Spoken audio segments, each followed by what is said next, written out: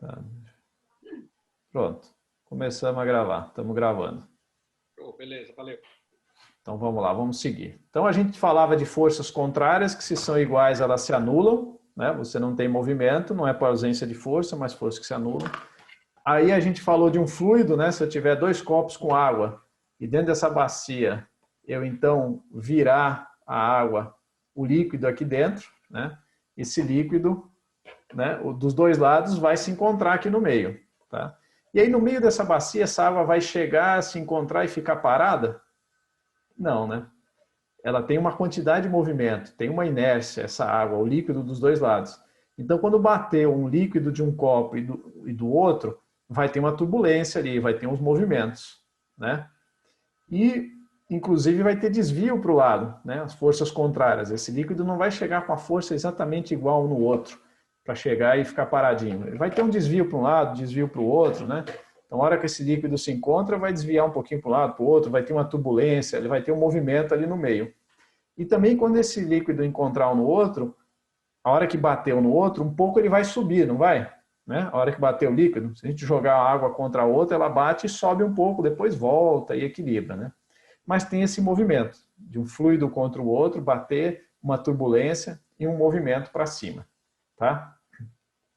Eu vou recordar, então, como a gente começou a gravar depois, a questão do atrito, né? Então, do gelo, né? Se a gente apertar o gelo na ponta, ele vai escapar, e a pedra, se você apertar ela mesmo na ponta, por causa do atrito, ela não vai escapar, né? Lembrando do veleiro, que tem uma soma de forças, e a força para frente é pequena, mas como o veleiro a gente deixa praticamente sem atrito, ele vai para frente. Se o casco tiver muita craca, muito atrito, ele não vai andar, porque a resultante dessas forças não vai dar uma resultante para frente, tá? Então vamos guardar esses conceitos dessas forças, desse fluido se encontrando, né? Esse encontro de forças, e vamos acompanhar isso que eu vou mostrar agora aqui para vocês. Eu vou compartilhar uma tela.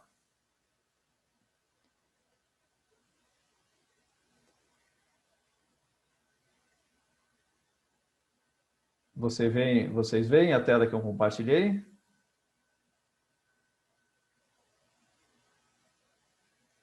Eu ainda não... Ah, agora sim. Agora sim. Agora né? abriu. Pronto. Então aqui eu tenho as rotas de navegação de um navegante, né, um navegador bastante conhecido, foi o Colombo, né? Cristóvão Colombo, financiado lá por reis espanhóis, saiu, ele italiano, mas financiado por espanhóis, então saiu da Espanha em direção à riqueza das Índias, né, em busca de novas áreas de comércio, né, para fazer comércio, para enriquecer, é isso que eles queriam, né? Essas viagens eram financiadas para conseguir trazer riquezas, né? Comércio, né?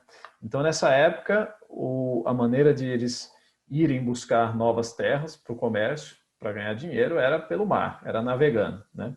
E o Cristóvão Colombo fez a sua primeira viagem nessa trajetória azul. Vejam que ele... vocês veem o meu mouse? Não. Acho que não, né? Tá aparecendo. Ah, legal. Dá para ver, sim. Então tá. Então, ó, o Colombo saiu lá da Espanha, passou pelas Ilhas Canárias e veio aqui mais ou menos seguindo uma faixa de latitude, né? Em direção ali, a rota seria Flórida, né? Mas ele não conhecia, não sabia. Aí teve uma desorganizada aqui no meio da rota dele, provavelmente pode ter pegado algum sistema meteorológico aí diferente que bagunçou a rota dele, e aí ele resolveu ir numa latitude um pouco mais baixa, foi seguindo até que ele chegou, né? A primeira ilha que ele encontrou foi uma ilha lá das Bahamas. Até uma polêmica, qual foi exatamente, né, a ilha e tal, mas foi por ali. Depois ele deu umas voltas por ali e voltou, foi subindo e voltou mais pelo norte.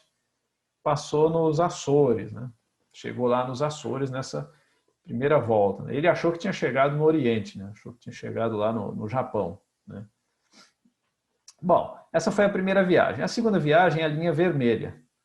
Ele desce de novo para as Canárias, mas dessa vez, vejam que ele não vai seguindo a faixa de latitude, ele vai para latitudes mais baixas. Ele vai descendo e chega ali nas Antilhas, né? Chega em umas ilhas mais para o sul. Navega por lá tal, e volta numa rota parecida, dá uma bagunçada ali pelo meio e depois vai um pouco mais para o norte. Foi a segunda rota dele. Aí, na terceira rota, que é a verde, né? Vejam que ele vai para a Ilha da Madeira, depois ele desce para as Canárias, e aí ele desce bastante, inclusive passando por Cabo Verde, né? Tinha passado bem longe de Cabo Verde nas outras rotas. E aí desce até praticamente chegar quase na linha do Equador, né? Bem embaixo aqui a rota. E aí depois ele chega, então, bate aqui no norte da América do Sul, volta para o Caribe e aí sobe. Mas na hora de voltar, ele volta numa rota parecida com a anterior. Então vejam que nessa vez ele já veio mais para perto do Equador, só que na hora de voltar ele não subiu muito, né? Como ele tinha subido na primeira, na Rota Azul. Agora vamos ver a última dessas 4 rotas, a quarta viagem dele, que é a linha laranja. Então, ele sai lá da Espanha, passa nas Canárias, vai descendo, né? Pega latitudes mais baixas, e depois na hora de voltar ele pega mais pelo norte. Então, a quarta viagem dele foi a viagem em que ele fez a trajetória, né, a rota mais próxima de um círculo, ou seja, a vinda e a volta tiveram a maior distância entre elas, né? Então, tem algum motivo para ele ter feito isso, né? E tem uma relação com a meteorologia, com a circulação dos ventos, né? Nessa época era só a vela, eles precisavam do vento para se deslocar. Então, vejam que ele foi indo cada vez mais para o sul, né? Saiu daquela rota no meio do Atlântico e foi indo mais para latitudes mais baixas. E na volta, ele vinha sempre um pouco mais pelo norte, certo? Vamos guardar essa informação. Alguns anos depois, né, aquilo lá foi em 92 que ele chegou lá na América, né? Então, poucos anos depois, o Vasco da Gama, aí financiado pelos portugueses, foi tentar também chegar nas Índias. Mas antes dele, o Bartolomeu Dias já tinha ido, que é essa rota laranja aqui, ó. Tá? Essa rota laranja, ele tinha conseguido chegar no Oceano Índico, tinha contornado ali o Cabo da Boa Esperança, né? Inclusive, se eu não me engano, foi ele que deu o nome lá de Cabo de Boa Esperança, né? Descobrindo que ele passava ali e chegava no Oceano Índico. Então ele passou essa informação para o Vasco da Gama. Falou, ó, você vai por lá que pode ser que você chegue lá na Índia. Eu cheguei no Oceano Índico, né? Só que o Bartolomeu Dias passou também para o Vasco da Gama a informação de que na volta ali, costeando a África, ele pegava ventos, na volta não, na ida, né? Ele pegou ventos contra, né? Não foi favorável descer aqui o Oceano Atlântico costeando a África, né? E aí ele reportou para o Vasco da Gama, e outros navegantes também já tinham reportado que mais para fora da costa africana os ventos eram mais fracos.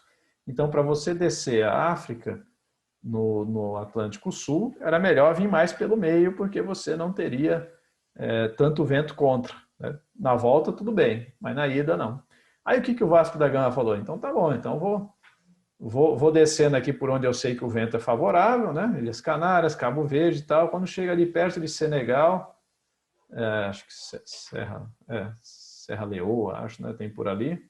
Aí ele abriu a rota dele. Falou, não vou por aqui porque eu vou pegar ventos contra, então eu vou abrir. E aí ele foi pegando mais para leste, vejam que ele passou perto aqui da costa do Nordeste, né? Eu já li relatos de que ele teria, inclusive, ficado a poucas milhas de avistar a Terra aqui no Nordeste do Brasil, tá? Bom, e aí ele foi descendo, e aqui em latitudes mais altas ele conseguiu fazer esse contorno e chegar na África ali, né, na cidade do Cabo, né? E ele fez essa volta, foi a volta mais longa feita por um navegador, né, europeu, né, que a gente tenha conhecimento, até aquele momento. Foram cerca de 90 dias que ele fez essa rota. Está aparecendo uns rabiscos aqui, não sei, acho que não sou eu que estou rabiscando.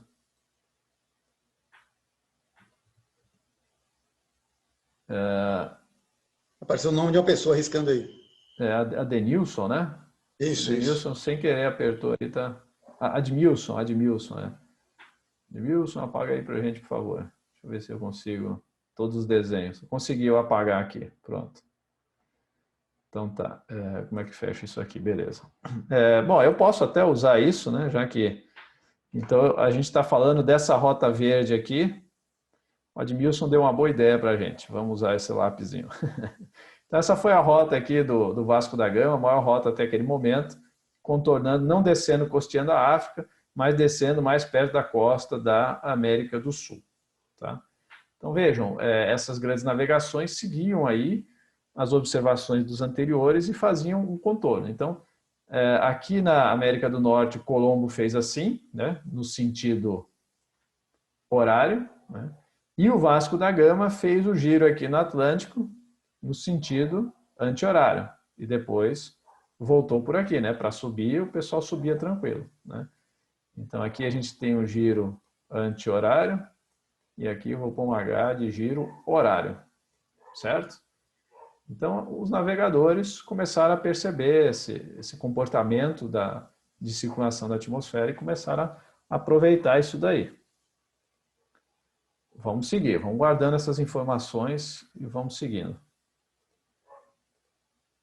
Aqui, bem mais recentemente, um navegador brasileiro, conhecido por Tio Spinelli, no começo de 2020, né, cerca de um ano atrás, ele fez uma travessia aqui, saindo de Santos, indo para Cape Town e depois voltando para Ubatuba, ele voltou, né? Passou pela ilha de Santa Helena aqui no meio. Então, ele foi por essa linha vermelha, né? Então, ele foi por aqui, por essa linha vermelha, e voltou aqui por cima. Vejam que ele também fez um giro anti-horário, né?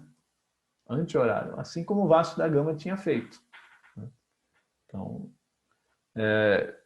vejam que tem uma motivação atmosférica também nisso daí.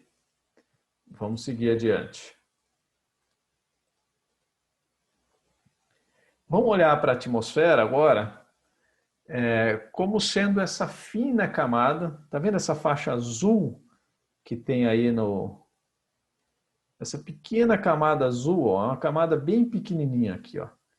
Essa faixa azul que tem alguns quilômetros, até 10 quilômetros de altura, a gente tem 90% da massa de ar atmosférica. Então, isso aqui deve ter uns 10 quilômetros, 15 ou 20 no máximo, né, em cima de uma terra enorme. Então, a atmosfera é uma camada gasosa e é um fluido gasoso bem fino, bem tênue. Tá? E ele é azul, né? A gente pode chamar ele de oceano gasoso. Tá? É um fluido, só que de uma densidade diferente da água, né? Se comporta diferente do que a água, mas é um fluido também. Inclusive as equações da física são as mesmas que regem os movimentos no oceano e os movimentos na atmosfera. Então, você vai fazer uma modelagem matemática computacional, as equações de Navier-Stokes, que é da mecânica dos fluidos, elas são as mesmas para o oceano e a atmosfera. O que muda são os coeficientes de densidade, viscosidade, compressibilidade, né? Por exemplo, o oceano não é compressível, a água não é compressível, o ar é compressível, né? Então, guardadas essas diferenças físicas, dá para a gente dizer que nós temos dois oceanos, né, em volta da Terra, um oceano gasoso e um oceano líquido, né? E da mesma forma que quando a gente mergulha no oceano líquido, a pressão em cima da gente aumenta, quando você mergulha na atmosfera, a pressão também vai aumentando, né? Se a gente está no espaço, você não tem pressão nenhuma na sua cabeça. Quando você vai entrando aqui e mergulhando na atmosfera, ó, aqui não tem pressão nenhuma. A partir daqui, eu começo a mergulhar no oceano gasoso, então eu já começo a ter uma pressão, ter um peso de ar em cima de mim. Quando eu chego na superfície do oceano líquido, né, vamos dizer que seja aqui, ó, o oceano líquido aqui que está refletindo a luz do sol. Então, quando eu chego aqui na superfície do oceano líquido, eu tenho todo o peso do ar desse oceano gasoso em cima de mim. Então, quando eu estou navegando, velejando em cima de um corpo d'água, né, na superfície de um corpo d'água, eu estou, na verdade, na interface de dois oceanos, de dois fluidos.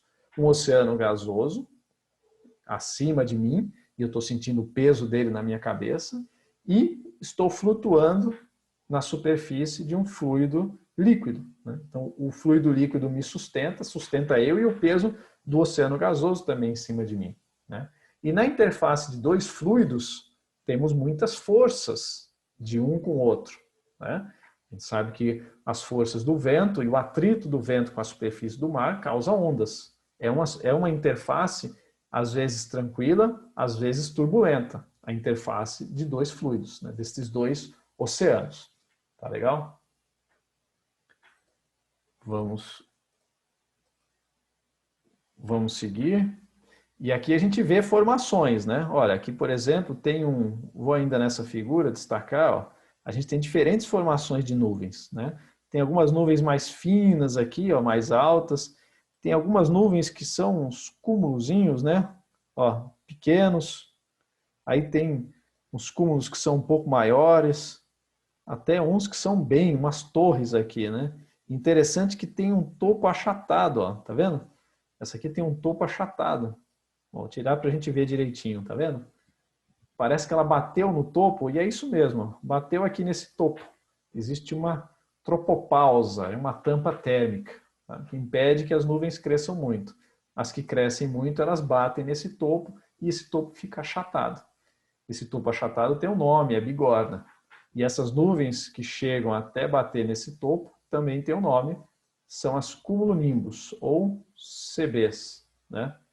São as únicas nuvens que geram raios, tempestades. Por quê? Ela tem tanta altura e tanta massa, água e gelo, que gera uma diferença de potencial, de cargas elétricas dentro dela, suficiente para a gente ter descargas, né? As descargas são a tentativa de reequilibrar essas cargas, tá? Por isso que chamam descarga, né? Para descarregar, para tirar essas cargas.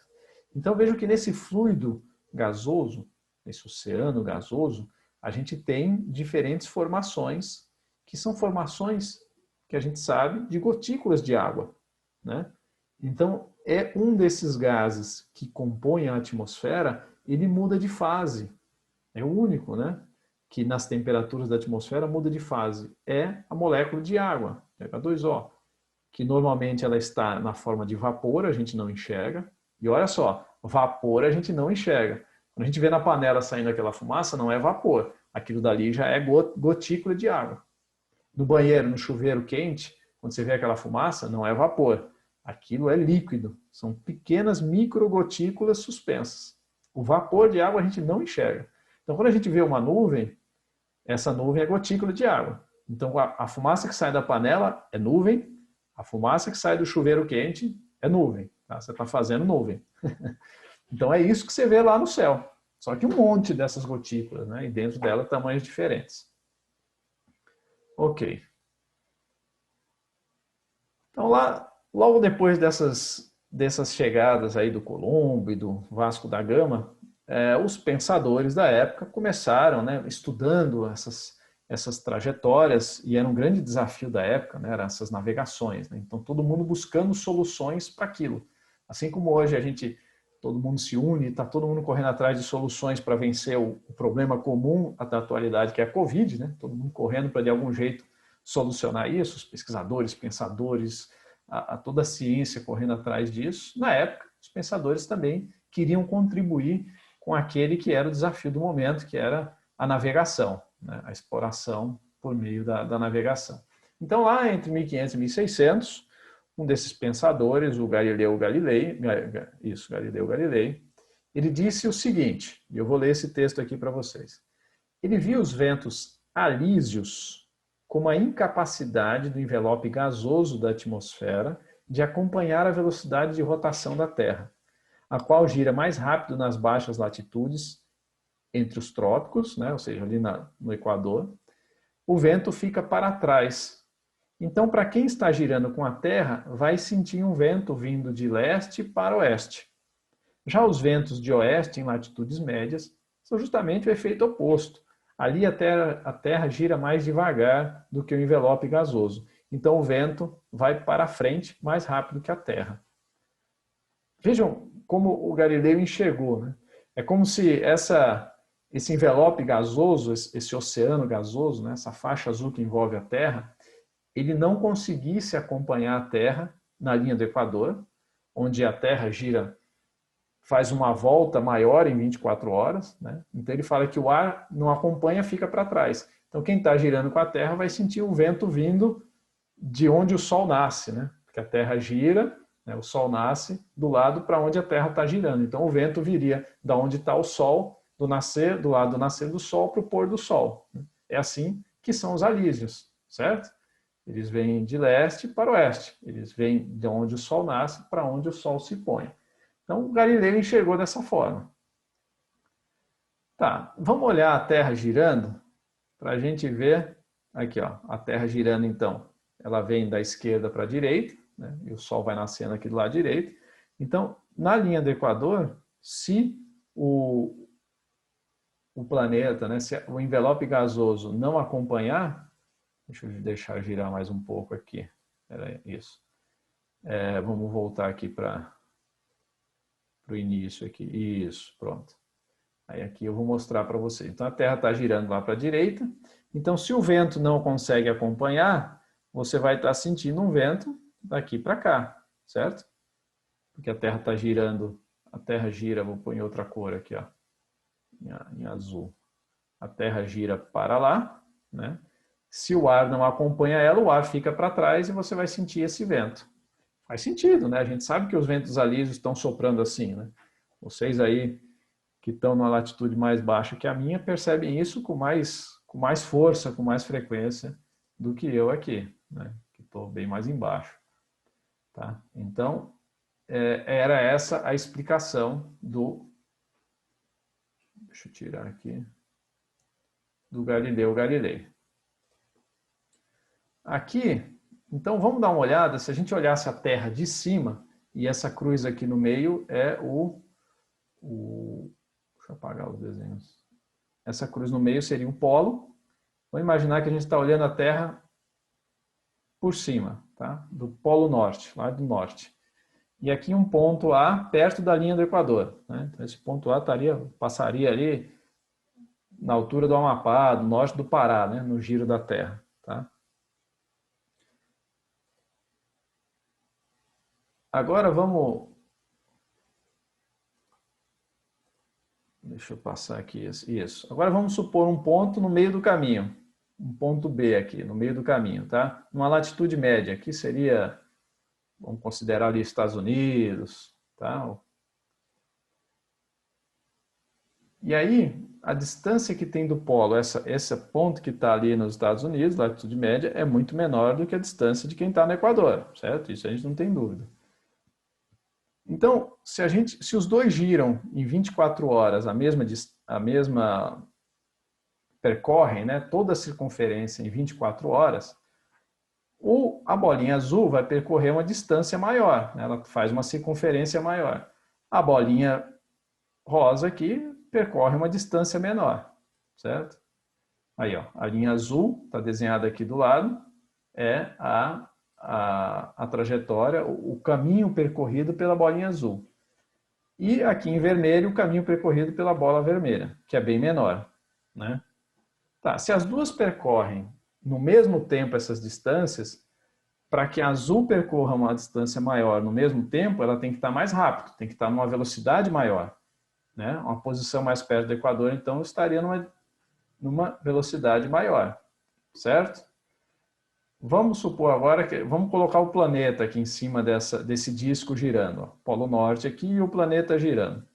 Vamos supor, então, um brasileiro aqui, né, perto da linha do Equador, e colocar um canadense aqui numa latitude mais alta. Se a gente fizer os cálculos e dividir a distância que eles percorreram, que o raio da Terra é 5.370 vezes 2π, dividido por 24 horas, o brasileiro que está ali na linha do Equador vai andar a 1.670 km por hora. Vai andar? Não, anda, né?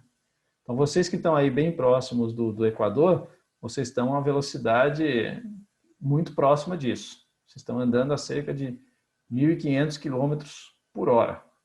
É o dobro da velocidade de um jato de voo de cruzeiro, de um Boeing, aí, que voa 800, né? Em torno de 800 km por hora. Então, vocês estão andando muito mais rápido que um avião. Isso significa que se a Terra parasse de girar de repente, né, todos nós sairíamos, né? Vocês aí um pouco mais rápido do que eu sairíamos voando na tangente da Terra, né? Tá ok? O canadense, como percorre uma distância menor, ele vai estar ali a 835 km por hora, metade da velocidade. Está ali numa latitude de 60 graus. Aqui a gente tem que multiplicar pelo cosseno da latitude para ter a distância que ele percorre. Tá? Então está na metade da velocidade. Então, olha, faz sentido aquilo que o Galileu falou, né? No Equador, realmente, a Terra está girando muito mais rápido, o envelope gasoso não acompanha e o ar fica para trás. Então, fica assim, ó, a velocidade de giro da Terra. Na linha do Equador, a Terra gira muito mais rápido, essas setas maiores. Em latitudes mais altas, a superfície da Terra está numa velocidade menor. Aí, cerca de 100 anos depois, veio o tal de Hadley, e ele, num artigo que ele publicou, ele diz o seguinte, aqui entre aspas, abre aspas, acho que as causas dos ventos alísios não foram totalmente explicadas por quem escreveu sobre esse assunto. E ele sabia que o Galileu tinha escrito sobre isso, né? Mas ele cheio de dedos, cheio de cuidado, para não falar do cara, né? Que o cara estava errado. Então, o que o Hadley tinha em mente era que as teorias até então não explicavam por que os alísios sopravam de nordeste e de sudeste, e não todos de leste, né? Os navegadores, quando desciam, né, do Atlântico Norte para o Atlântico Sul, eles aproveitavam isso. Então, os alísios não são em todas as latitudes exatamente de leste para oeste, né? Eles vêm de nordeste no hemisfério norte e de sudeste no hemisfério sul. Então, a teoria, a explicação do Galileu não encaixava com essas observações, né? Aí, vejam só ainda, né? Olhando ainda a questão do giro, olha só. Uma massa de ar que saísse girando com a Terra, né? O ar girando com a Terra, se ele estivesse ali no hemisfério norte, numa velocidade mais baixa, né? Porque o ar que está girando com a Terra está com a velocidade da Terra. Se você desloca esse ar em direção ao Equador, tá? Ele tende a manter a velocidade, né? Tem a lei da inércia, né? Se você está numa certa velocidade, você tende a manter a velocidade. É por isso que quando a gente freia o carro, o corpo vai para frente, seu corpo tende a manter a velocidade. Ou quando você acelera o carro, seu corpo é comprimido contra o banco, né? Você é apertado contra o encosto. Seu corpo tende a manter parado. Então, todo o corpo, toda a massa tende a manter o seu movimento, certo? Então, nesse caso, na atmosfera, se uma massa de ar está se deslocando para o Equador, aqui no hemisfério norte, então ela vai ficar para trás do nosso planeta, porque o planeta gira mais rápido no Equador. Então, todo o ar que sai de latitudes mais altas em direção ao Equador, ele vai ficando para trás, ele vai desviando. Então, aqui, por exemplo, ó, você entende por que o vento alísio ele não vem exatamente de leste, né? Um pouco mais para o norte, ele está vindo de nordeste.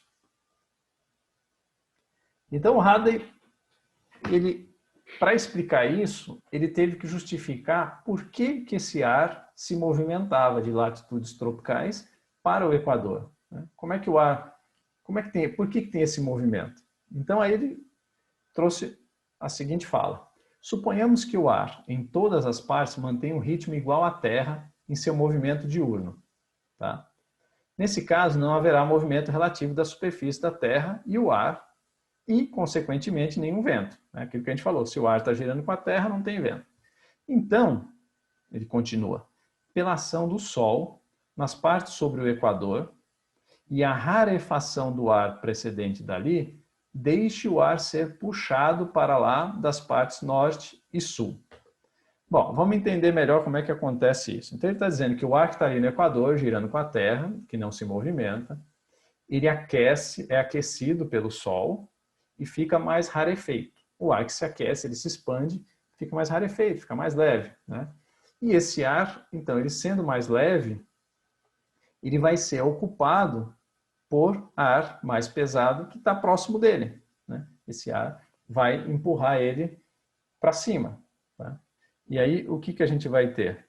Aqui temos o Sol aquecendo, tá aí, ó, esse enorme reator nuclear que está lá a 150 milhões de quilômetros, mandando energia para a gente, aquecendo a Terra, né, com mais energia sobre o Equador, porque chega perpendicular, né, nos polos, a mesma energia se distribui por uma área maior, por isso que não aquece tanto as latitudes mais altas, né? Olha aqui tem um exemplo.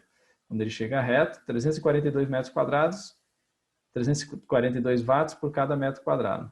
Já em latitudes mais altas, você vai ter só 242 watts por metro quadrado, né? Na verdade, aqueles 342 que estavam vindo, ó, eles vão se distribuir numa área de 1,41 metros, numa área maior. Tá?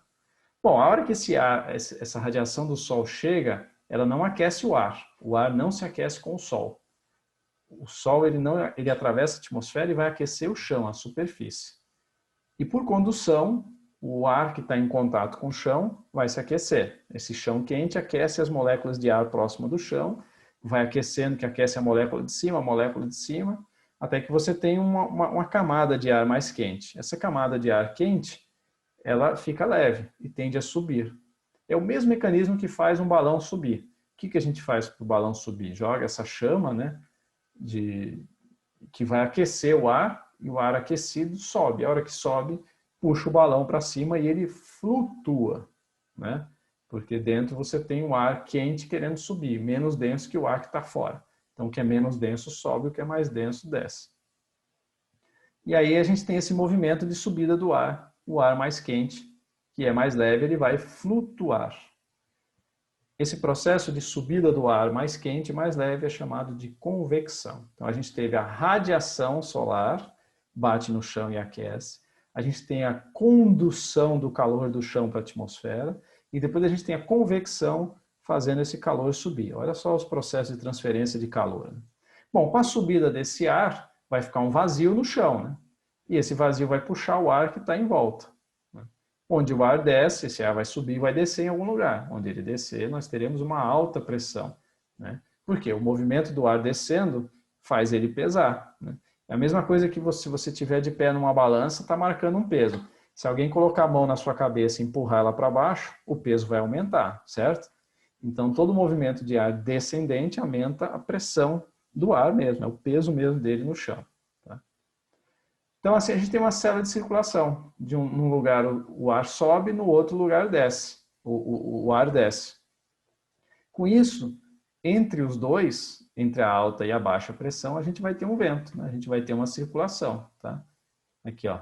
Esse vento, né, que está indo aqui, ó, tá vendo? Então o vento está indo de um lugar de alta pressão para uma região aqui onde você tem a baixa pressão, que onde o ar está subindo, né? Na verdade, não é que o ar sobe porque é baixa pressão. A pressão fica baixa porque o ar está subindo, entenderam? É o processo. É importante a gente entender a gênese das coisas, né? A radiação do sol, o chão quente aquece o ar. Esse ar aquecido se expande, fica leve e começa a subir. A hora que ele começa a subir, né, como você na balança. Se você está na balança, tem um peso. Se você começar a flutuar, o peso que marca na balança vai diminuir, certo? Então, quando o ar começa a flutuar, o peso dele no chão diminui. Com isso, o ar que está aqui descendo mais pesado vai ocupar esse espaço. Por isso, a gente tem o ar indo de alta para baixa pressão. Tá? Só que a gente está olhando o planeta como um todo, né? A gente viu os navegadores, né, no Atlântico Norte, no Atlântico Sul, então tem uma circulação de grande escala. Tá? E aí aqui o Sol, esse é o modelo que o Hadley trouxe para a gente. O Sol aquecendo o chão na linha do Equador, o ar subindo, deixando pressão mais baixa, aqui onde está vermelho. O L aqui é para low, né, do inglês, baixo, baixa pressão. Então o ar sobe aqui, ó, no Equador, ele sobe, e essa subida puxa o ar de latitudes mais altas, né? Puxa o ar para cá. E esse ar chegando aqui vai subir. Ele vai subir, uma hora ele para de subir, né? E vai em direção aos polos e desce nos polos. Então, nos polos nós temos sempre altas pressões, né? Temos sempre altas pressões nos polos, tá? E no Equador as baixas pressões. Fica claro, né? A gênese disso, o motivo disso, ele é térmico, energético, é o Sol. Por conta do Sol que aquece o Equador. E ele não aquece os polos, né? Então, sobe no Equador e desce nos polos. Tá bom. Mas não é exatamente assim. Não é tão simples, né? Aquela lá seria a célula de Hadley, né? Só que a célula de Hadley não chega até o polo. você tem um efeito na Terra, que é o efeito de rotação da Terra, o efeito de Coriolis. O que é efeito de Coriolis? A gente já viu ele. Você não viu aquela nuvem lá atrás que, vindo de uma latitude mais alta, desviava para o Equador? Aquele desvio do movimento dele, né? Desvio para oeste, né? Então, o que sai de latitudes altas para o que vem para o Equador, desvia para oeste. O que sai do Equador, desvia para leste. É sempre assim. Só lembrar disso, dos alísios. Se lembrar dos alísios, você não se confunde com essa questão da direção que o vento desvia com a força de Coriolis, com a rotação da Terra, né? Só você pensar, os alísios eles vêm da latitude mais alta, está puxando, né? Aqui no Equador está puxando o ar. Então o ar que vem para cá ele está desviando para o oeste. Dos dois hemisférios. Vejam que para os dois hemisférios o ar desvia para o oeste, né? E quando o ar sai aqui dos trópicos e vai para... Opa, deixa eu voltar aqui para marcar. Ó.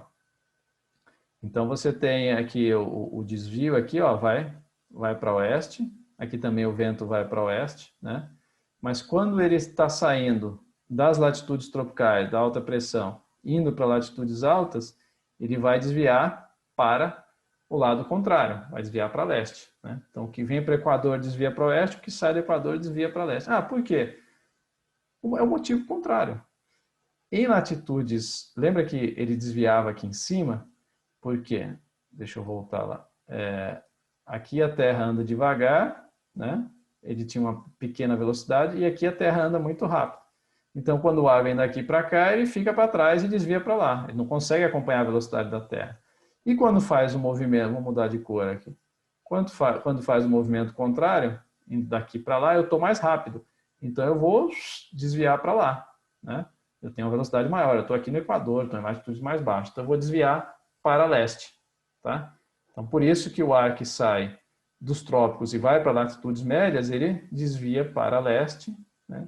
Formando aquela região dos, está até aqui o nome, westerlies, né? Os ventos de oeste, que tem também aqui, ó, no hemisfério sul. Vou colocar aqui, ó, no hemisfério sul tem também os westerlies. É o ar que vem dos trópicos, vem para cá, né? Mas por que o ar sai dos trópicos? Olha só, o ar sobe aqui no Equador e ele vai descer aqui nos trópicos. Por isso que a gente tem altas pressões, ó. Sobe aqui no Equador e desce nos trópicos, tá? Ele desce porque tem um desvio da Terra, né? Ele desvia, ele não consegue ir retinho, tá? Então ele desce. Aí quando ele bate no chão, uma parte espalha para os polos e desvia para leste, uma parte desvia, vem para o Equador e desvia para oeste, para o outro lado. Legal? Então tá. Aqui tem um outro modelinho mostrando isso, né? Mostrando aí com mais detalhes. Aqui inclusive com desenho de nuvenzinhas, né? O cinturão de nuvens, né? Então olha só, o ar vem daqui, né? E aqui no hemisfério sul vem também. Então o que que nós temos? Dois fluidos, né? Caminhando em direção contrária, se encontrando, se cruzando, se batendo, né? Lembra do exemplo do copo? Do copo, derramando a água aqui, né? De um lado e do outro, né? A gente derrama a água, a gente tem dois fluidos de direção contrária se chocando. Então esse choque, esse encontro de forças acontece na linha do Equador, ou próximo dela, né? Na faixa equatorial aqui entre os trópicos, né? E esse encontro, então, quando bate com o efeito de rotação da Terra, você tem um desvio para a esquerda. Então, um empurra o outro, né? Então, eles não vão ficar parados, porque tem o desvio do efeito da Terra. Então, eles vão para o lado de cá. E esse vento é acelerado por conta de um espremendo o outro. Então, um espreme o outro e eles desviam por causa do efeito de rotação da Terra, desviam para a esquerda.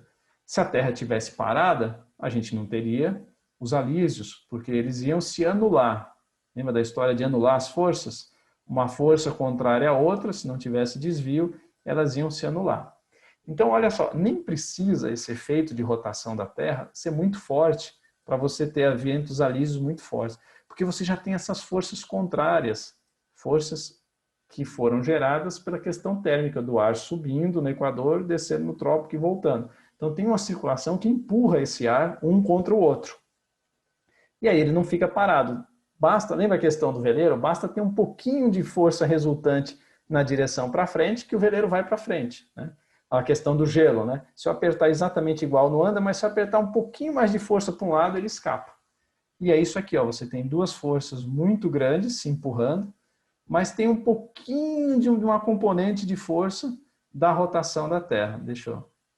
Aqui, ó. Então você tem duas forças enormes aqui se encontrando, né? Duas massas de ar gigantescas, mas você tem uma pequena força, vou colocar aqui, ó, pequena força por conta de rotação da Terra. Aí você vai ter o ventão, toda essa massa é desviada para cá e você vai ter um ventão, tá? Que são os ventos alísios. E nessa região de convergência, onde o ar sobe, o ar se expande, o vapor de água que está nele vira gotícula de água e forma as nuvens de chuva. Então essa é uma região do planeta onde a gente tem sempre a geração de nuvens de chuva. Muitas vezes formação de CBs, aquelas nuvens que a gente viu lá no começo. Tá? Só que vejam só, como você tem duas forças muito grandes se empurrando, né? Lembra do exemplo do copo? Quando bate os dois líquidos, fica meio turbulento ali no meio, né? Sobe um pouco, fica meio turbulento. Então, essa região de encontro dos ventos, a gente chama de região de convergência, onde os ventos se encontram, se chocam, é a região de convergência, ela é muito turbulenta. Tá? Ela é muito turbulenta por causa dessa inércia do encontro desse ar e por causa do forte aquecimento do Sol que empurra esse ar para cima também. Então, você tem a força antitérmica, do aquecimento do Sol, que o ar flutua, fica mais leve, e você tem as duas massas de ar se empurrando e parte desse ar sobe. Então, uma parte vai formar os alísios para o oeste e uma componente vai subir. Só que é meio turbulento, é um fluido, né? Essa massa não vem com forças iguais de todos os lados. Às vezes vem um pouquinho mais de força, um pouquinho menos. Então essas tempestades vão se formando não totalmente simétricas em torno do planeta. Vamos ver mais aqui. Aqui, ó, um corte vertical aí da célula de Hadley, que é a célula menorzinha. É a primeira, né? A célula que sai do Equador e desce nos trópicos. Então a gente tem aqui ela... deixa eu voltar aqui. Cadê aqui? Pronto. Tá? Então aqui você tem o Equador, né? Então essa faixa aqui é a faixa entre os trópicos, né? E o Equador aqui no meio. É a faixa onde o ar sobe, forma as nuvens. Olha o topo achatado na tropopausa, né? Chega aqui a cerca de... Varia muito de 10, entre 10 e 15, em algumas situações chega a 18 quilômetros de altura isso aqui, né? Então, aí quando bate aqui em cima, o ar espalha, e é por causa desse espalhamento que forma a bigorna, ó. O ar vem para cá, vai espichando a nuvem aqui em cima, fica com esse topo, parece um cogumelo, né? Ela vai descer aqui no trópico, onde desce a pressão fica alta, a gente tem ali por volta dos 30 graus, as áreas de altas pressões, né? São os anticiclones subtropicais, regiões sem vento, né? Onde o ar desce fica sem vento, né? E aqui no Equador, você também, onde o ar sobe, também não tem muito vento, né? A não ser algumas regiões onde o vento que vem dos anticiclones ali, né? O vento que vem aqui em algumas regiões, ele consegue encontrar o outro aqui e tal, e vira para leste, então você tem os alísios mais fortes, né? Mas também tem alguns bolsões onde, quando a força é igual, né? Ou ela compensa um pouco o efeito de Coriolis, então o ar fica parado ali no meio, né? Elas estão ali se apertando, então você tem calmarias grandes ali na região equatorial, mas que não são ausência de forças, são massas de ar diferente ali se apertando, né? Então a qualquer momento isso pode ter uma mudança e formar uma tempestade. Então o grande perigo de você atravessar essa região do planeta é que você pode estar numa completa calmaria e você vai sentir um calor, a umidade, né, um abafamento muito grande, porque essa força te comprimindo, e você vai, de repente, pode ter uma grande tempestade do nada, né? Em questão de 1 hora, do céu azul, você pode estar com uma baita tempestade em cima de você, por causa dessa força das massas de ar, desse encontro de forças e do calor da questão solar. Aí eu dizia que essa zona, essa faixa de nuvens, que é uma região de convergência, e aí eu vou completar o nome dela, é zona de convergência intertropical. Por que é intertropical? Porque fica entre os trópicos, né? Entre um trópico e outro. Ela oscila ao longo do ano, tem as estações do ano, o Sol não aquece por igual o planeta no ano inteiro, né? Tem as estações do ano. Então, essa área de convergência também oscila para o norte e para o sul. E tem outro complicador aí, outro detalhe, que é o formato, o contorno dos continentes. Ele não é homogêneo, tá? Então, o que a gente vai ter? O fluido, os movimentos desse fluido gasoso, dessas massas de ar, vai sofrer o efeito do atrito com o chão, das montanhas, do contorno dos continentes. Então, não vai ser perfeito esse encontro numa mesma faixa de latitude. A distribuição de oceanos entre hemisfério norte e hemisfério sul não é igual também. Então, a gente tem essa zona de convergência, em geral, ela tende a estar mais tempo ao norte do Equador do que abaixo do Equador. Para norte, ela chega até 10, 11 graus norte, tá? E para o sul, ela não chega tão ao sul, tá bom? Chega aos 5, 6 graus sul, tá bom? Então, ela oscila mais no hemisfério norte do que no hemisfério sul, porque a gente tem mais continentes no hemisfério norte e mais oceano no hemisfério sul, por conta da distribuição continentes, oceanos, tá? Então, aí, na realidade, os centros de pressão vão ser assim, ó. Você vai ter aqui, ó, uma alta, o H aqui é uma alta, né? Que a alta que vai te dar os ventos aqui assim e aqui assim, tá? São os ventos que o Colombo usou. Essa alta pressão aqui, ela é chamada de alta pressão dos Açores, ou de Bermudas, né? Da Bermuda aqui, tem as Ilhas Bermuda aqui, então alguns chamam de Ilha Bermuda, mas o mais comum é anticiclone dos Açores, tá? E no hemisfério sul, lembra daquele giro anti-horário que o Vasco da Gama usou para fazer essa volta, né? E que o tio Spinelli usou para fazer essa volta aqui? Então a gente tem um anticiclone chamado anticiclone de Santa Helena, por conta da ilha de Santa Helena que a gente tem aqui, tá? Então eles são aproximadamente simétricos, né? Eles vão, como eu falei, eles vão sofrer o efeito dos continentes e da sazonalidade do aquecimento do Sol, né? Eles vão variar também. E isso acontece também nos outros oceanos, ó. No Pacífico, tem aqui, tá? E no Índico também tem, tá? E no meio, então, ó, dessas altas pressões, o vento chega aqui e forma os alísios. Então, o vento que vocês aí em Belém recebem é fruto de toda essa composição de uma circulação que é efeito do envelope gasoso do planeta como um todo, né? Por isso que são ventos constantes e fortes, né? E o ano inteiro, porque são fruto do giro da Terra e do aquecimento do Sol combinado, né? E são um aperto de duas massas de ar que são espremidas como o gelo que escapa quando eu aperto, né? Você aperta o ar aqui, ele tem uma ligeira componente para a esquerda e ele vai seguir. E aqui tem um desenho, então, que mostra a zona de convergência intertropical, aproximadamente, né, a posição dela, tá? E aí, aqui, ó, então a zona de convergência intertropical, que a gente abrevia para ZCIT, anticiclone dos Açores, anticiclone de Santa Helena, né? Os dois aqui girando em sentido anti-horário, os alísios, sentido horário, jogando os ventos alísios. Tá, aí na região da gente aí, ó, de você, ops, não, aqui coloquei errado, peraí. Ei, Giovanni, presta atenção na geografia, Giovanni. Aqui.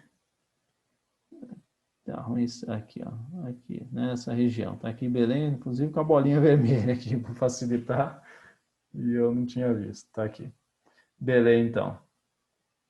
Então aqui sofre esse efeito dos ventos. Então vejam, os ventos que vocês sentem aí, eles têm origem no Equador, sobe, desce nos trópicos, bate aqui no chão e daqui ele espalha e percorre milhares de milhas pelo oceano até chegar aí. Dependendo da época do ano, se a ZCIT está mais para o sul, né, quando a ZCIT está mais aqui, batendo um pouco mais para baixo aqui, né?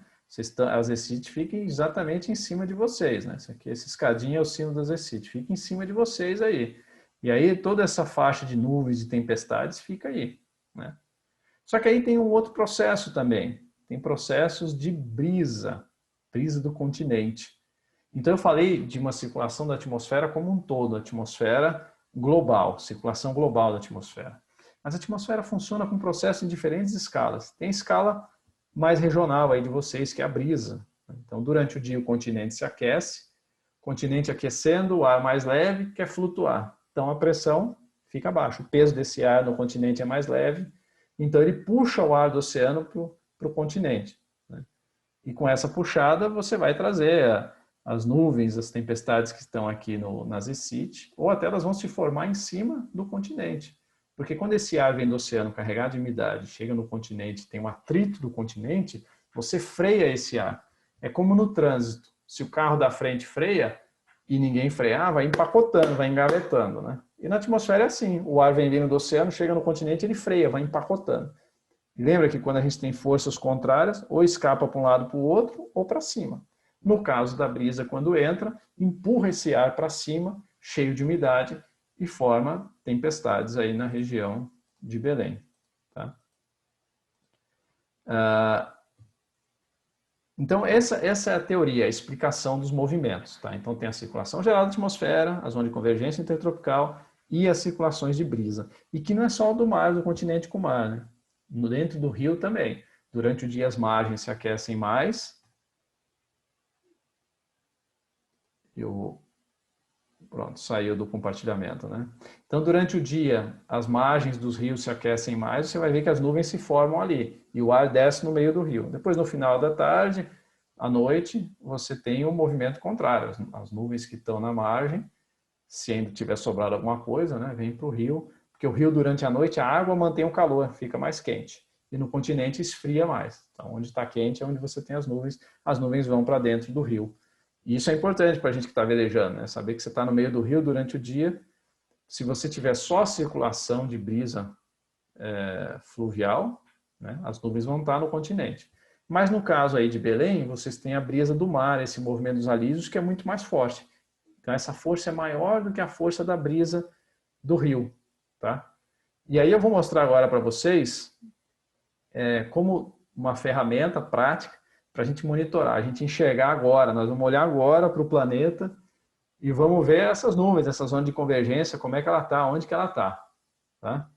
Vou compartilhar de novo a tela com vocês. Vamos dar um bizu agora em tempo real. Olhar agora. Deixa eu ver aqui. Aqui. Tela aqui. Deixa eu tirar aqui. Vou ver aqui, ó, vou abrir para vocês um link que tem aqui. O link vocês podem ver, está gravado inclusive. Deixa eu tirar essa janelinha ali, isso. É esse endereço aqui, ó. Tá? Esse endereço que eu estou marcando aqui. http edu. Tá? Vou colar aqui no... Consigo colar aqui no chat.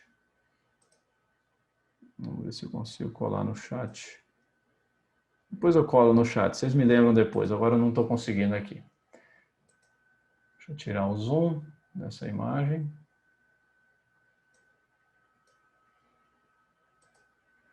Veja só, nós estamos... Por que não aparece nada? Nós estamos à noite, né? E essa imagem aqui é um canal de cor natural, então não aparece. Mas se eu pegar imagens com intervalo maior, a cada 60 minutos, eu tenho as últimas 12 horas, aí sim, ó. Então eu tenho aqui imagem de satélite em tempo de hoje, né? As últimas, aqui embaixo aparece o horário, ó. Aqui está o horário das imagens, ó. Deixa eu tirar isso aqui. Aqui está o horário aqui embaixo, tá vendo? Canto inferior esquerdo. Horário UTC, a gente tira 3 horas para o horário de Brasília. Então, vejam nessas imagens, na verdade eu vou... tem aqui, ó. Deixa eu parar aqui para mostrar, para destacar para vocês as coisas que a gente viu hoje. Deixa eu voltar aqui, ó. Onde que está a nossa zona de convergência intertropical? Ó. Dá para a gente identificar ela aqui, ó. Aqui onde ela está. Tá vendo? Essa faixa de nuvens é a zona de convergência intertropical. Mas vejam que ela é essa coisa turbulenta, né? Do encontro da água, dos dois copos de água, né? As coisas se encontram ali e fica meio bagunçado, meio desorganizado. né? Às vezes formam algumas nuvens antes, né? Ó, tem algumas linhas de instabilidade aqui também, ó, a gente chama de distúrbios de leste, que vem nessa circulação aqui da alta, né? Que vai chegar aqui e vai virar os alísios, e que aqui vem de norte, né? Aqui vem assim os ventos, tá bom? E aí a gente tem essa circulação. Ah, consegui aqui o chat, ó, deixa eu ver. Ah, tá aqui, puseram o endereço. Valeu, Valber. Valeu, obrigado. Então é isso aí. E vejam que aqui, ó, região aí bem próxima de Belém, tem um branquinho aqui que é nuvem. Deixa eu aproximar a imagem. Clear. Isso, apagou. Pronto, deixa eu aproximar agora aqui a imagem. Isso, a gente consegue aproximar e ver bem mais de perto, mais em detalhe, essas nuvens aí, ó. Vendo? A gente vê linhas de nuvens no oceano. Vamos fazer uma animação. Então aqui a gente está vendo os topos das nuvens, né? Os topos que são achatados, essas são os topos das bigornas dos CBs, né? Que atingiram lá o topo da atmosfera e não sobem mais, né? Então essas manchas esverdeadas aqui são de nuvens. Quando ela animar aqui, fazer uma animação aqui, a gente vai ver melhor. Carregando aqui. Aí. Vocês vejam, deixa eu até parar para mostrar como é que formam umas linhas, né? Ó, no começo da tarde, olha só, ó, tinha quase nada. Aqui são 13h50 UTC, tirando 3 horas, são 10h50 da manhã. Prestem atenção, né? Em toda essa faixa aqui, ó. Tem nuvens muito pequenininhas, quase nada. Só aqui, né? Aqui para dentro tem umas nuvens mais desenvolvidas. E tem as nuvens aqui em cima, que são essas daqui, né? Que são as nuvens da ZCIT, tá? E tem umas linhazinhas aqui, ó. Estão vendo essas linhas assim, ó? É porque o vento aqui está soprando assim, ó. Mas no meio formam uns corredores com alguns cúmulozinhos. Quando aqui, ó, aqui tem alguns corredores de cúmulos aqui também, ó. Esses corredores de manhã estão tranquilos. Quando começa a ficar tarde, entra a brisa e puxa tudo isso para dentro do continente. Quando chega no continente, aumenta o atrito com o chão, convergência, essas nuvens vão crescer. Vamos ver como é que vai ficar. Mandei uma imagem, ó, já apareceram algumas nuvenzinhas maiores, né, ali. Opa, olha como é que bombou, tá vendo? E assim foi crescendo e foi para cima de Belém. Isso aqui a gente está às 17h50, menos 3 horas, às 2h50, horário de Brasília, bombando aqui, ó, uma bomba mesmo de aglomerado de nuvens sobre a região de Belém. Vamos avançar mais uma, ó, e vai avançando. Essas tempestades vão crescendo e vão avançando o continente adentro, né? Aqui, ó. Aqui formam umas tempestades bem feias, né? Se tivesse alguém velejando aqui nessa região, aqui mesmo, ó, vou até aproximar mais, ó. Vou pegar aqui, ó. Tá vendo? Aqui está o grosso da tempestade. Se você tivesse, vamos dizer, por aqui com seu barquinho, você ia ver uma baita tempestade preta olhando na direção nordeste, tá? Tá, agora esse é um produto que tem uma boa resolução, tem uma boa imagem, mas tem um outro site onde a gente consegue monitorar bem essas nuvens, inclusive a fase de desenvolvimento delas pela coloração, e também tem um produto a mais, que é o produto de radar. Vou fechar aqui e vou mostrar para vocês qual é esse produto.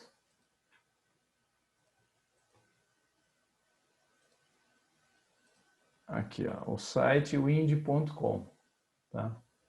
Eu imagino que muitos de vocês conheçam, se não todos, mas para quem não conhecer, é o wind.com, tá?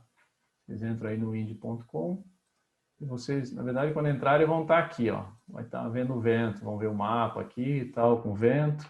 Esse é o mapa tradicional. Ah, legal, vamos ver como é que está aqui agora. Vamos colocar no horário de agora. Isso aqui não é observação, tá? Diferente da imagem de satélite que eu mostrei, que é o satélite que está lá no espaço olhando para a Terra, isso aqui é fruto de modelo matemático de computador, que parte de uma condição de medições de valores reais no planeta inteiro, mas a partir daí usa as equações da física e calcula como é que vai estar o vento dali um tempo. Isso é uma previsão numérica de tempo. E quanto mais perto do momento presente, mais real, mais fiel à realidade ela é. À medida que você avança no futuro, os pequenos erros que tem aqui no começo vão se propagando. Então, aqui a gente está com... Essa é uma rodada do modelo, dá para a gente ver aqui, o modelo das 12Z, do ECMWF, que é o modelo europeu.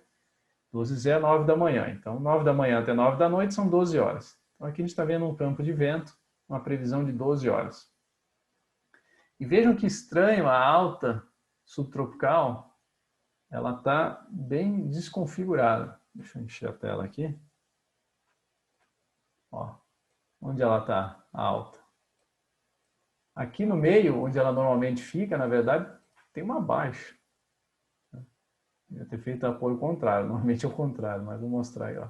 Ixi, ficou ruim de azul, vamos por preto. Aqui, ó, um L de baixa pressão, tá vendo? Então nós estamos, se você tira uma foto instantânea da atmosfera, ela não vai estar exatamente daquele modelinho conceitual que a gente viu nas figuras dos slides. Aquilo lá é uma média ao longo de um tempo. No dia a dia, você tem flutuações daquelas células, né? Daquela divisão de células. A célula de Hadley, a célula intermediária, que eu nem falei o nome, a célula de Ferrel, e a última célula, que é a célula polar. Tá? Então tá, temos aqui essa alta, essa baixa, mas os ventos estão aqui sim soprando, ó, tá vendo? Olha o ar indo em direção ao Equador, né?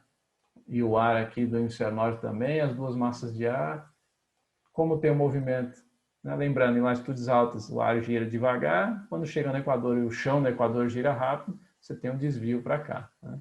E aí, ó, o vento vindo assim, né? Vindo aqui assim. Legal. Estamos percebendo detalhes interessantes. Agora vamos aproximar um pouquinho mais aqui. Vejam as calmarias aqui, ó. Estão vendo? Aqui, ó, as áreas de calmaria, ó. O vento se empurrando, né? E você tem áreas com muito pouco vento, calmaria. Esse azul é praticamente vento zero. Deixa eu apagar aqui. Clear all. Então aqui é o vento, ó, 2 nós aqui, o vento muito fraco, tá? E aqui aquele vento vindo assim, né? Lembra aquelas linhas que a gente tinha visto? Não, isso já é agora, né? Deixa eu voltar aqui. Vamos voltar no tempo para mais cedo.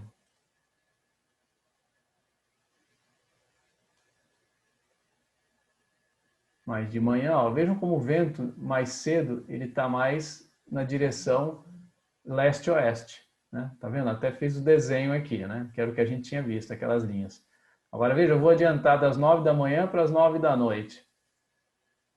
Olha como o vento deu uma torcida, tá vendo? Deixa eu pegar aqui, ó. Agora o vento já está nessa de... Vamos mudar de cor, né? Vamos mudar de cor. O vento agora, né? Mais à noite, ó. Já deu uma entortada, não foi?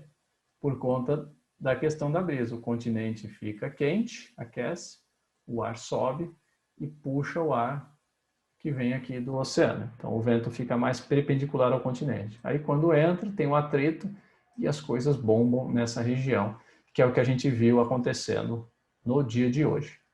Agora aqui no Índia a gente tem uma ferramenta legal, ó. Vejam aqui escrito radar satélite, tá? Eu vou clicar aqui. Vou clicar aqui e vai aparecer duas opções, Weather Radar e satélite. Vamos olhar primeiro o satélite. Tá. Aí aqui embaixo vai aparecer 3 opções. O Blue, canal Blue, que é o que a gente está vendo, Visible e o Infra Mais.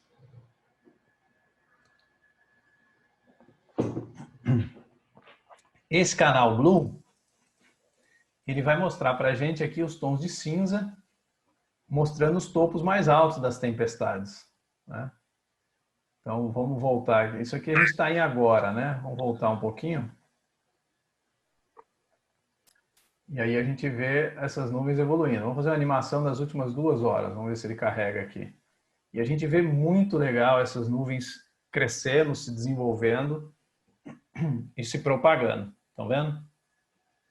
Muito legal, né? Olha lá, nas últimas 2 horas. Está vendo? Avançando uma frente, tempestades aqui bem. Eu vou até aproximar aqui, ó.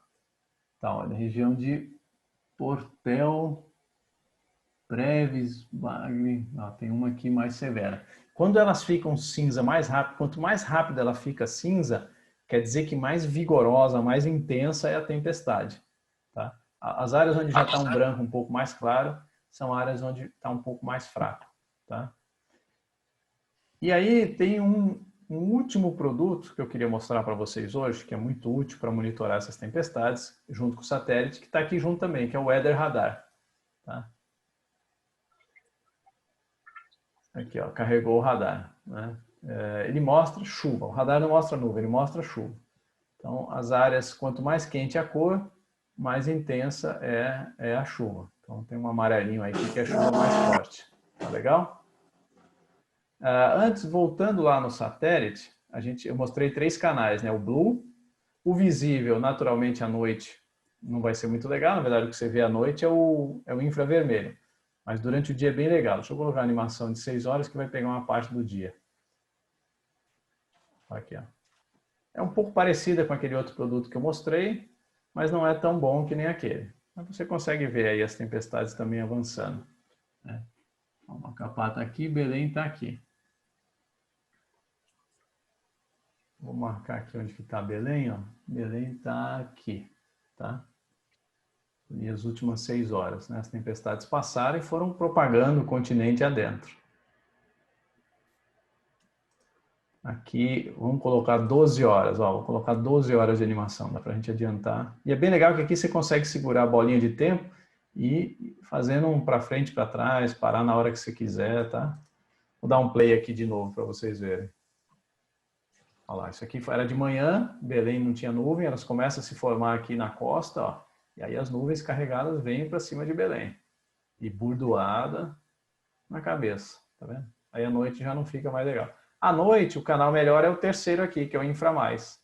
Olha só, onde está esses vermelhos mais intensos, escuros, é onde tem as tempestades mais severas. Lembra que a gente viu no radar aqui perto de Breves? Vamos fazer uma animação do dia inteiro aqui também do infravermelho. Ó. Começando de manhã, meio-dia, olha lá, foi formando, 2, 3 da tarde, 4, e assim vai, ó. Passou por Belém, ó. Vamos ver se bate aí com o horário que passou por aí. Né, por volta das entre 3 e 4 da tarde. É o horáriozinho padrão da chuva, né, em Belém. Meio final da tarde, pronto, tá aí. Né? E assim vocês monitoram essas tempestades. E essas tempestades têm uma estrutura bem interessante dos ventos que elas geram. Pode ser um assunto para um outro papo, viu, César? A gente conversar sobre a estrutura dessas tempestades, os ventos que elas geram, num outro momento.